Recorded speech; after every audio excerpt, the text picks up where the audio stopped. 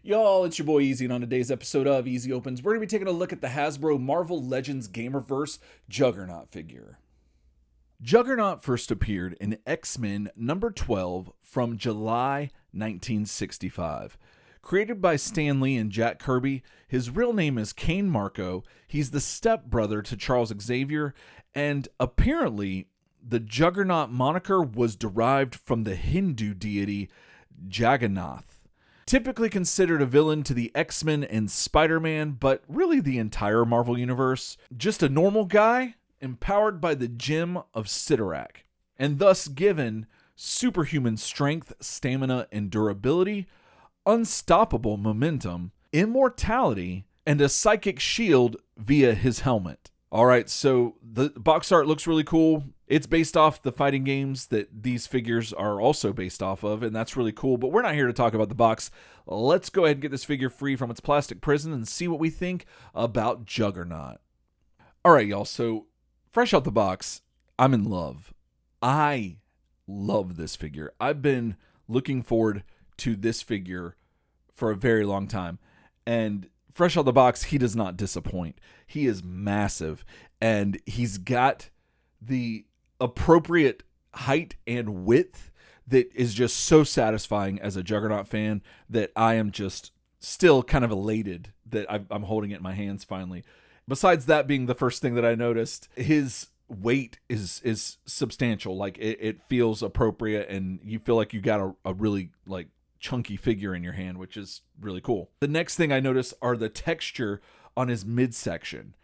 It's this interesting kind of mesh feel that has a shine to it, but there's all the sculpt and stuff of his abs that looks so cool, and it feels really neat too, and it helps to make the figure go that extra level, that it just like elevates it to where there's like a mixed media almost, that it's not just here's his solid colored torso. It's like, fine, you know, it's there's a thing that breaks it up, not only looks wise and color wise, but also like the way the light hits it, and then also the physical touch is different. And so that's really cool in my opinion, and I think that really in a subtle way helps to elevate this figure to a whole other level. The sculpt looks amazing. I mean, all the muscle detail is fantastic. You get some veins in there, which is really cool. They're not too much to be like kind of gross, but they're just enough for emphasis. His boots are really cool. They got some like detail on the bottoms, and yeah, like just the face sculpt is really great. The helmet looks awesome, and I love how round it is. Oh, that just looks so cool. And yeah, I'm just very impressed with this. Thankfully, because I had a lot of expectations on this, and so far it seems to be meeting all of them. The only thing that I find a little off is that and I'm kind of used to this with some other Marvel Legends figures. Sorry, I gotta switch hands. This thing is heavy. But like the butterfly joint, which is like my favorite action figure articulation innovation in recent years, I'm so glad it's in this figure because it gives the figure like just so much dynamic range in his posability. The problem is that the color of the plastic that is like supposed to be part of his suit still is slightly faded than the rest of the suit, and that kind of sucks, but you know, that's a minor thing in the grand scheme of how awesome this figure is. So Juggernaut comes with 4 interchangeable hands and an effects piece that goes on his hand for when he's punching you. So according to various sources on the internet, Juggernaut's height can range from 6'10" to 10 feet tall. And then his weight can also go between 900 pounds and 1,900 pounds. This figure, however, stands at around 9 1/4 inches tall and weighs 1 pound 8 ounces. But now let's see how he measures up to some other figures you might have in your collection. Here he is with Jada Toys Mega Man and Masters of the Universe Classics Skeletor. Here he is with SH Figuarts Luigi and Jazzwares Pokemon Select Tyranitar. Here he is with McFarlane's Mortal Kombat Shao Kahn and Storm Collectibles Mortal Kombat Reptile. Here he is with the NECA Return to New York 4-pack Michelangelo, and the NECA knockoff colored bandana Mirage Comics Michelangelo. Here he is with Hasbro's Marvel Legends Spider-Man and Wolverine. Here he is with Hasbro's G.I. Joe Classified Cobra Commander and Figma's Link. Here he is with NECA's Sesame Street Count Von Count and SH Figuarts Kamen Rider Kiva. Here he is with Jada Toys Street Fighter Dalsim and Cammy. Here he is with the Mattel's Collect and Connect Killer Shark, or King Shark, I forget what he's called. Here he is with Marvel Select Rhino. Here he is with Marvel Legends Thing.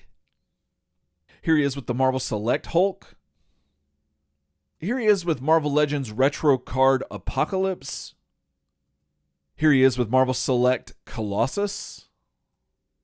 Here he is with Marvel Legends Build-A-Figure Juggernaut.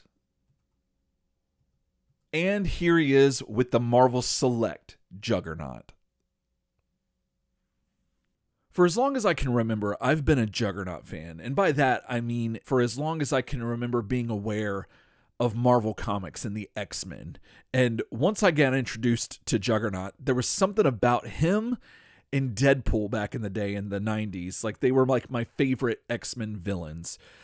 Deadpool was mostly because he looked like Spider-Man but with guns, and I was like, oh, that's cool. And Juggernaut, I think it was something to do with the fact that every time he showed up, the fear and dread that came over the characters in the story was palpable, and it felt like one of those situations where, be it Spider-Man or the X-Men, either way, if Juggernaut shows up and he becomes a problem, it's a massive problem to solve, and something about that just intrigued me. And not to mention his cool yet simple design, he just always did it for me. I remember always getting super mad at the ads for the X-Men comic card series 2 that said something about your kid's favorite mutants aren't turtles, and it had a card of Juggernaut in the ad. And I was like, Juggernaut is not a mutant. And that drove me nuts. Out of all the cards they could have chose, they chose Juggernaut, which was a cool card and it looked great, but that infuriated me as a Juggernaut fan. So anyway, I generally pick up most of the Juggernaut figures that come out from Marvel Legends and am usually pretty happy with them. I still love, and is probably my favorite still, the Marvel Select Juggernaut that came out forever ago. It's fantastic. But I think that Hasbro did a fantastic job with this figure right here. This is a massive figure. He looks awesome and he moves really well for as big as what he is. He's got my favorite points of articulation in the shoulders with the butterfly joints, which adds tons of playability and coolness points to this figure just in that area alone. And then he's got decent articulation in the arms and legs for a figure of his size. But when you have a figure this big, it's usually there to get the imposing look. You know what I'm saying? And he accomplishes that hands down. He's a ton of fun to move around and play with and just get into poses. However, I found myself a little concerned with his waist down areas because of how much he weighs and his proportions, that I was a little nervous to get too adventurous with him, which is a weird thing to say about someone from the waist down. But like, still, you know what I'm trying to say? Like, I didn't want to get him too dynamically posed because I was afraid that he might break.